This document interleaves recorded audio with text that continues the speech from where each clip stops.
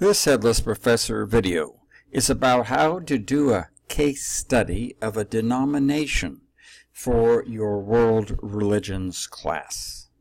The first thing you have to do is to select the denomination you want to do. Start thinking about that at the beginning of the semester, not the day before the projects have to be approved. Don't start your research until you've come to the office and discussed your interests, or at least discuss your interests via email or telephone. Do not choose a denomination that you have previously belonged to. Do not choose one that you find scary or that you find disgusting because they have theology that you find abhorrent, or they have certain rituals or ethics that you could not tolerate. And do not select a denomination that you would have a great deal of difficulty arranging an interview with.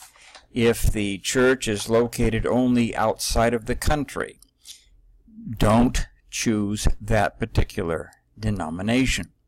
Perhaps the best choice for most people is a friendly-looking church in your own town.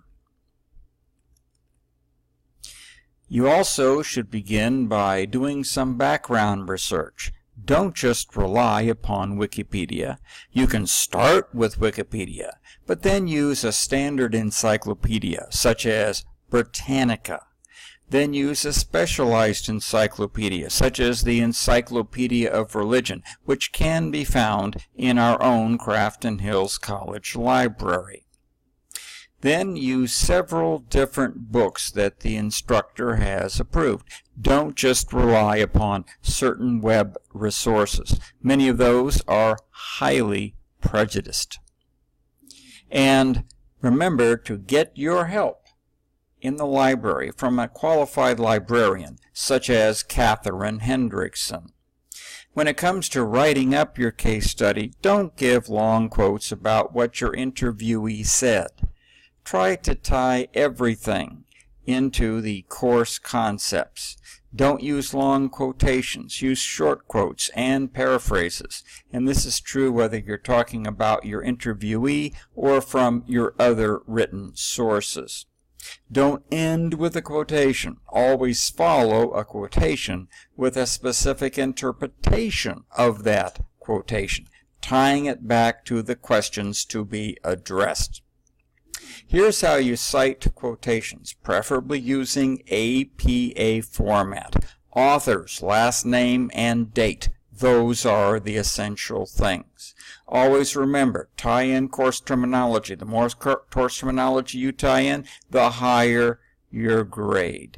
Whenever your interviewee uses inappropriate terminology, such as belief, faith, or opinion, you can put it in quotation marks, but you have to immediately follow with the correct terminology. Don't try to do the project all on your own. Get the office help from me, and it will be a good project that is worthwhile. Remember, all books, articles, and encyclopedic chapters actually cited in the body of your paper must be in your bibliography. A complete bibliography for a book has the author's last name, title, city of publication, the name of the publisher, and the date. For a journal article, we need the author's names, the article title, the journal name, the volume, and page numbers. Arrange all of your references alphabetically by the first author's last name. In the annotation of your bibliography, say what the source covered and how objective it was. Remember, your project must be submitted on Google Documents by editing the file that I have created for you. Do not attempt to submit it on Canvas or by email.